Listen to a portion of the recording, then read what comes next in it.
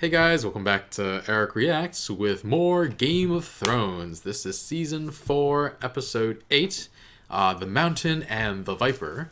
So I guess Oberyn's sigil is the Viper, and this episode will probably feature the battle between the two of them. I really don't know who's going to win. I feel like both killing either of those characters off would be a disservice. I really like Oberyn, but I feel like the Mountain is such a good villain. And he's such a threat that I don't want to see either of them go down. And plus, they just recast the Mountain, so it's just like, oh, recast one episode, you're in 2 episodes, now you're dead. Bye-bye. Other storylines we might explore. Theon maybe having him pretend to be Theon. I don't know how that's going to work out. Was Ramsay right? Does Theon's story really not have a happy ending? I really want him to be redeemed somehow. But in order for him to do that, he would first need to break free of Ramsay's conditioning, and I don't know that he's capable of that at all. We'll also have to see how Littlefinger and Sansa explain the death of Lysa, though I'm sure Littlefinger has a plan and several backup plans in place already. So yeah, I'm interested to see what happens there. And we're nearly at the end of another season, guys, and it's really starting to ramp up. I can't wait to see what happens next, so let's get started. It's just an hour, you dumb bitch. No, it's not. What? Oh, it's the cannibal and the rest of the wildlings. Egret, no. Oh no, she hurt the baby. She's a wildling too. Leave her alone.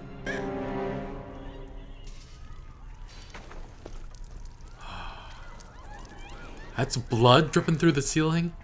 As if I cut the throats myself. She managed to hide herself. I thought all of you was dead. You went up north with Mormon and no one came back. Not for ages. But then you did.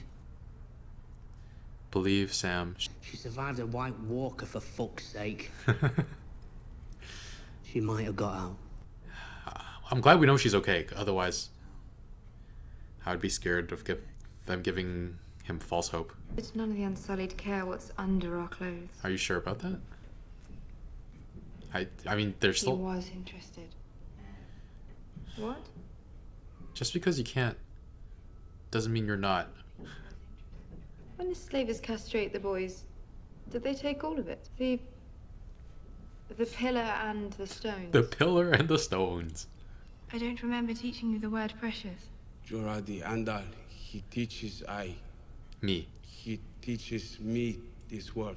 He wanted to tell her how Sorry. precious And they she cut is. Do you remember that? Why sorry? It's a terrible thing to do to a boy. If the masters never cut me, I never stand in the plaza of pride when Daenerys Stormborn orders us to kill the masters. That's I a heck never of a way am of looking chosen at to things. lead the Unsullied. I never meet Miss Sunday from the island of North. Wow. You can love someone still. Yeah, like why wouldn't he? He could still be interested. I don't know. I'm not castrated, but I didn't see anything in I her am sorry, face. for today. I am Yes. sorry. Wow. That was forward. Yes, easy. Okay. Both very forward in this moment. Reek. Until when? Till I Always. die. Forever. That's right. Until you're rotting in the ground. Until you're rotting in the ground. Is he gonna be able to do this? Only a whipped dog would speak this way. Oh, Or woman. he's breaking. Where in hell are you muttering?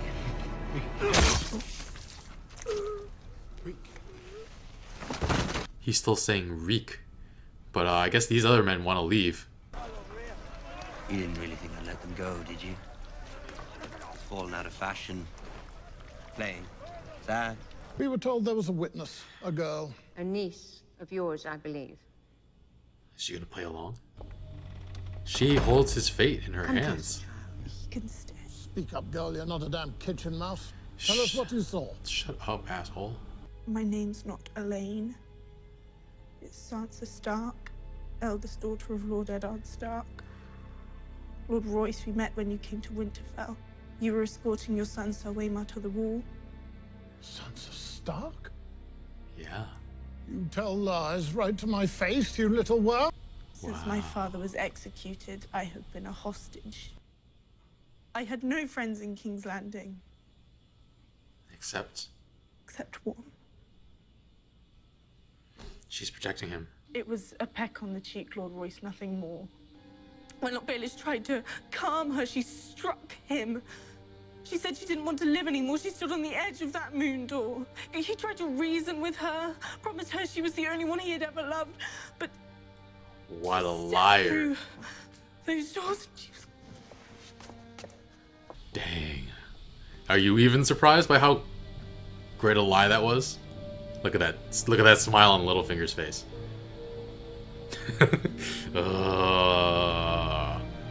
By staying out of the fray, you've allowed Tywin Lannister to destroy his rivals on every compass point. Who stands against him now? I'd have you back. Robin Arryn, Lord of the Vale.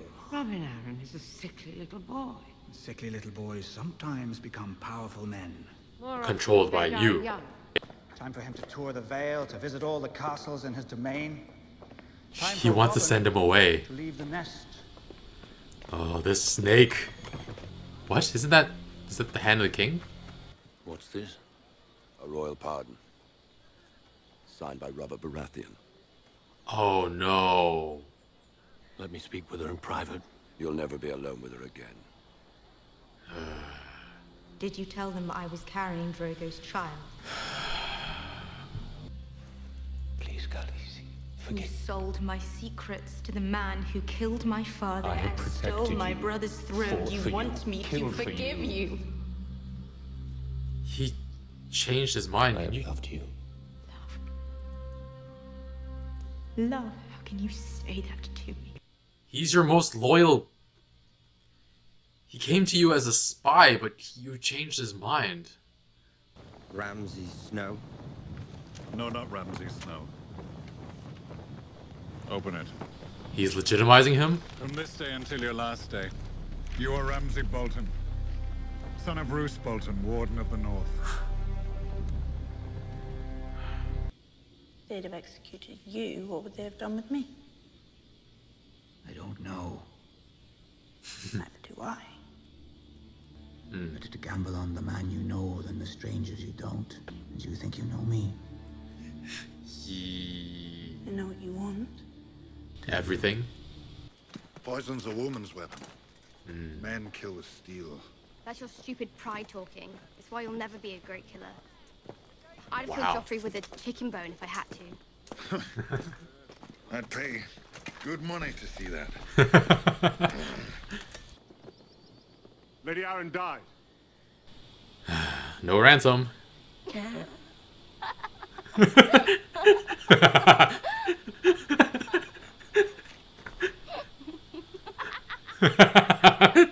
Oh my god, Arya.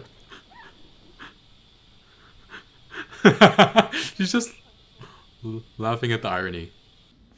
Everybody dies sooner or later. You're not making him Don't feel any worry better. about your death. Worry about your life. Is her hair black now? Did I see that in the... or is this just the light? Fratricide is brothers. Filicide is sons. Nephewside. Nepoticide, that's the one. Nepoticide? You think being tormented from birth would have given you some affinity for the afflicted? On the contrary. Laughing at another person's misery was the only thing that made me feel like everyone else.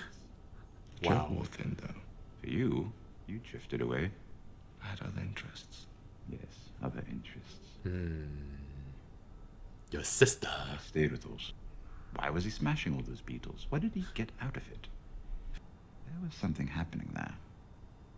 His face was like the page of a book, written in a language I didn't understand, but he wasn't mindless. He had his reasons. Father droned on about the family legacy, and I thought about Orson's beetles. I read the histories of Targaryen conquest. Did I hear dragon wings? No, I heard good Wow, he became obsessed. Who gives a dusty fuck about a bunch of beetles? I know, but still, it filled me with dread. In my dreams, I found myself standing on a beach made of beetle husks, stretching as far as the eye could see. Wow, this really bothered him. I woke up crying. Did you ever try it yourself? Maybe... No, you just let it go. Size does not matter when you are flat on your back. Thank the gods. Wow, wow. That's funny. Okay. Stop showing off. Save your energy. Frickin' Oberyn. Oh. Wait till you have the upper hand before you start talking. You killed her children. Oh, he's good. Oh no. Damn. Nice dodge. Ooh. Oh god. Oh, he got him. Oh, damn. You killed her children! Say her name. Elia No, Martell. just finish You him. raped her. You killed her children. Elia Martell. Who gave you the order? Who gave you the order? Say it!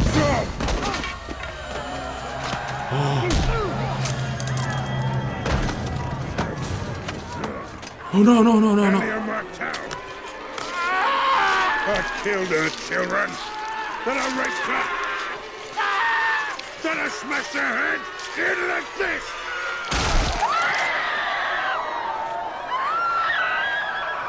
God damn it, you had it. Frickin' Oberyn. In the name of King Tommen of the House Baratheon, first of his name, you're hereby sentenced to death. God. He had it. He frickin' had it.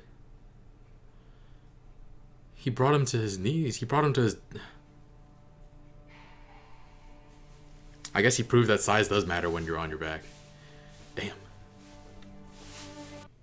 Alright guys, so a friend of mine just told me when the final season of Game of Thrones is gonna premiere, and it's April 14th. And I checked my schedule, and I'm actually gonna finish catching up on April 11th, so that's just great timing. You guys are like, damn it, we had to wait so long between seasons, but you only have to wait 3 days? Yeah, but after that, I have to wait a whole week to watch a new episode. But I'm very glad I get to catch up in time. So this episode, wow. I'm going to start at the beginning. Gilly recognized quickly that I wasn't an owl hooting because she's from the north of the wall, and has heard wildling calls before, I guess. I've been kind of down on Ygritte for a while because she's killing innocent people along with the rest of the wildlings to draw the Night's Watch out from Castle Black. But she spared Gilly and Sam Jr. That earned some points in my book. I thought Stannis was gonna head north to help fight the White Walkers, though. If he came sooner, he could have stopped a lot of wildling killings too, I think. I like that Jon's group in the Night Watch is trying to cheer up Sam and offer him hope that Gilly is alive, even if they don't completely believe it themselves. But there's no way Gilly would have survived if anyone other than Ygritte had found her, so she's got some good luck. This war doesn't have to go on, though, does it? I mean, like, agree to wipe out the cannibals and let everyone else through the wall. Like, everyone gets to live that way. It's not like the wildlings are inherently evil or anything. They're just people who were born on the unlucky side of a wall. And the wall was built to keep out White Walkers. When did it become about keeping out wildlings? Like, were the White Walkers gone so long that the Night's Watch just kind of forgot their purpose and just, like, kept everything out? I don't know. Grey Worm and Missandei's romance is continuing to burgeon. I think Grey Worm can kind of be forgiven for staring a little too long. It was an accident seeing her in the first place, and as an Unsullied, he might not have ever had, like, sexual feelings before. Like, he wasn't allowed to feel anything besides, I guess, bloodlust. in his training. And then Missandei is sure that Grey Worm is interested in her, and he says how precious his lessons with Melisandre are. Aww, and I think he learned that word from Jorah just so he could tell her that. Even more awe. I thought he was going to say how precious she was to him.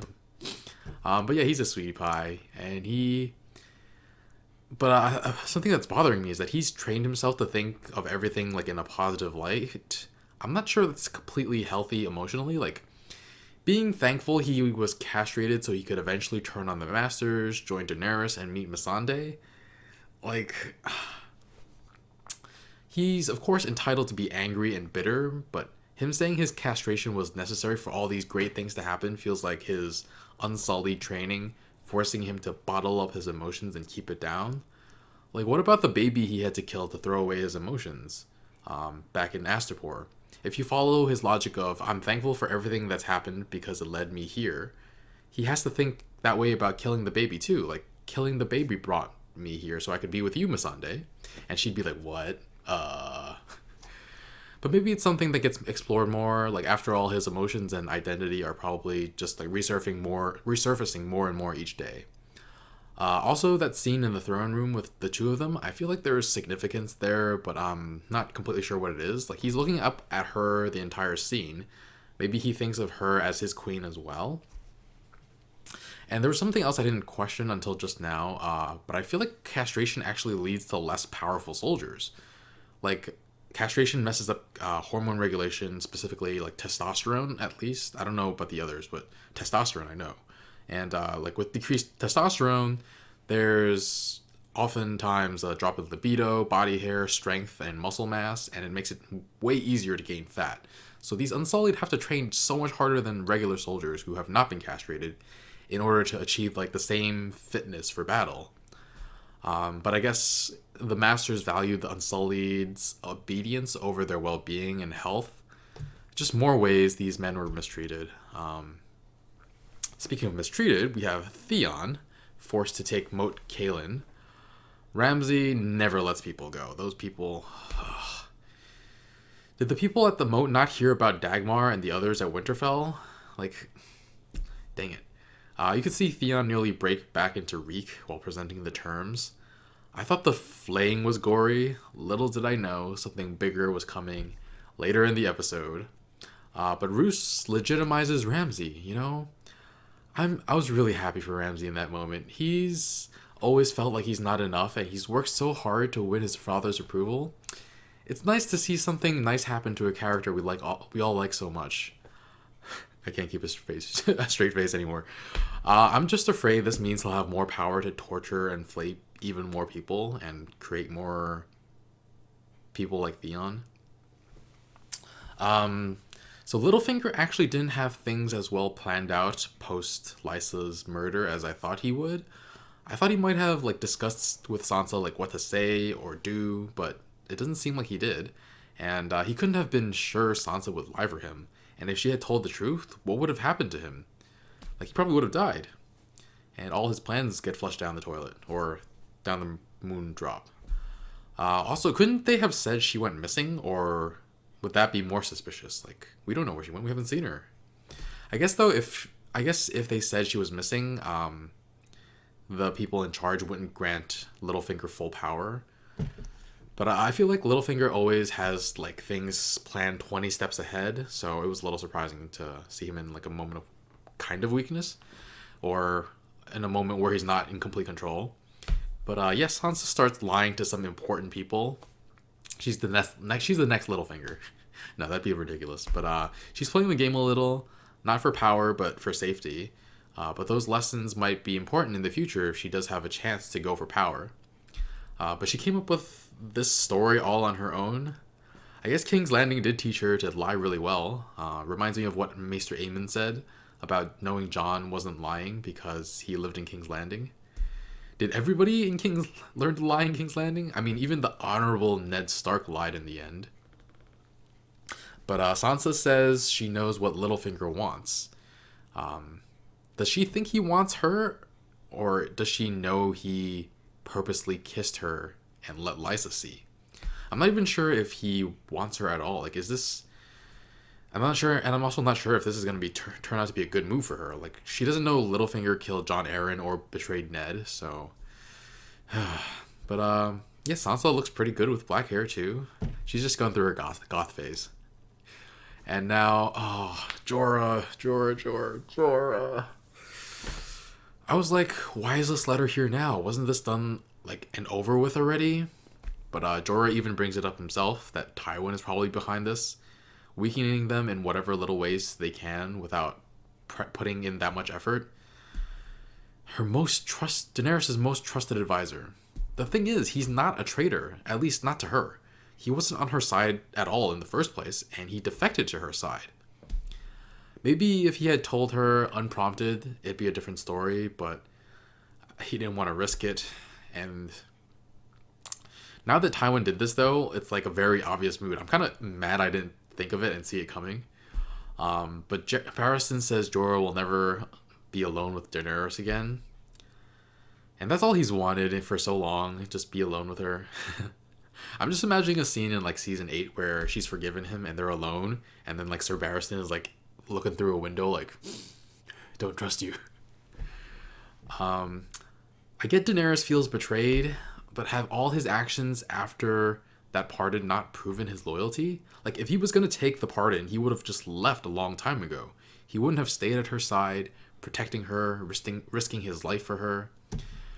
And when she talks to him during that scene, she doesn't even look at him for, like, when he's kneeling on the ground. I'm not sure if it's her showing that he's, like, beneath her, or if she's, like, hurting and doesn't want to look him in the eyes. Man, I feel really bad for Jorah. I don't know where he's going to head. Maybe he can prepare something in Westeros. Start to gather people who could be loyal to Daenerys while he's in Westeros. That would be a pretty good way of showing his loyalty. But then yeah, the Hound was bringing Arya to the Vale, and they found out that Lysa was dead. Arya, that freaking laugh. Oh, that laugh. She's like, of course she's dead. Everybody's dead. Her laugh is everything. I watched that over and over again in editing. It's amazing. And then Tyrion talks to Jaime one last time before the trial, and Tyrion talks to him about their beetle crushing cousin. I guess the bigger question he was trying to find out why his cousin was crushing beetles is like why people with power choose to step on others even when they have nothing to gain. And the fact that he and Jaime don't understand it shows like what kind of people they are. I thought they might go like really dark and have Tyrion like crush the beetle in his hand just to try and satisfy his last curiosity and try to understand the things going on around him, to feel in control of one last thing in his life, but he doesn't. Like he says, he wishes he was a monster, but he is decidedly not. If he was, he might still be playing this game. And yeah, right before we start the battle, Oberyn says, size does not matter when you're flat on your back. And Tyrion says, thank the gods. Like, even in his most anxious moments, he can make things into sexual innuendos. Size does not matter when you're on your back. Oberyn, I think while I was watching the episode, I was just like, dude, finish him off. Or, like, incapacitate him completely. At the very least, stay out of arm's reach. And Oberyn is such incredibly talented. I actually would love to see him fight someone else, but someone near his level. But to be done in like that, when the mountain tripped him up, I was just like, please have a dagger or something on you. Use that quick draw you showed in the brothel. But no, sorry guys. First the teeth, then the eyes, then the skull. And then they had to show us the aftermath of it all, and then Alaria's scream. I'm just getting chills. I understand not going for the kill right away, because Oberyn's goal was never just to kill the Mountain. He wanted to implicate Tywin and make it impossible for Dorne to ever help the Lannisters and be brought back into the fold. Maybe he even wanted Dorne to like gain its independence. I don't know if his own death will play a role in this conflict, though. Like, maybe his brother will try to fight against the Lannisters now. But he did get the confession that the Mountain did in fact rape Elia and kill the children. It's been a rumor thus far, I guess. That might not be enough for his brother to demand the Mountain pay for his crimes, but they do have Marcella as a bargaining chip. So they can't really move, the Lannisters can't really move on Dorne. And Tyrion just like screwed over the Lannisters with that move without even meaning to. Also, I mentioned before watching this episode that about Ramsay's line about Theon never getting a happy ending. No one gets a happy ending in this show, do they? This entire show. They're going to kill off everyone in the last episode, and that's how the story is going to end. I swear, people are going to riot. I've never heard George R.R. Martin speak before, but this is my best impersonation of him. Hi, I'm George R.R. Martin. You like this character? I kill this character. Oh, now you like this character? I'm gonna kill him too. How about this one? Oh, you like him? I'll keep him alive for now. Just kidding, I'm gonna kill him. That was an incredible fight though, and there were moments when Jaime looked like really happy because he thought Oberyn was gonna win. But then the look on Tyrion's face after Oberyn loses, he came so close to winning and living, and now his fate is sealed. I mean, they can't kill Tyrion, right? They just killed Oberyn. They can't kill so many characters we love at once. I mean, they did in the Red Wedding, but still. Dang it. Will they execute him right then and there, though? If not, Jaime might be able to break him out, though I don't think Cersei or Tywin would let Jaime see Tyrion. But what other way out is there for him? Did Stannis decide to attack King's Landing again suddenly instead of going north to fight the White Walkers? If the truth somehow comes out that Olenna was responsible or Littlefinger was responsible, is the combat trial like reversed, or is the fact that the Mountain won already like irrefutable? I don't know. I'm just trying to grasp at straws. None of that sounds likely. But yeah, I'm gonna give this episode 4.5 direwolves. I can't wait to see what happens next. And thank you so much for watching, everyone. If you aren't subscribed already, do that. Please, it helps a lot. If you can't wait to watch the next episode, make sure to check out the early access option on Patreon right here. Or in the link in the description below. The next 3 episodes are up already, and thanks for watching. Bye, friends.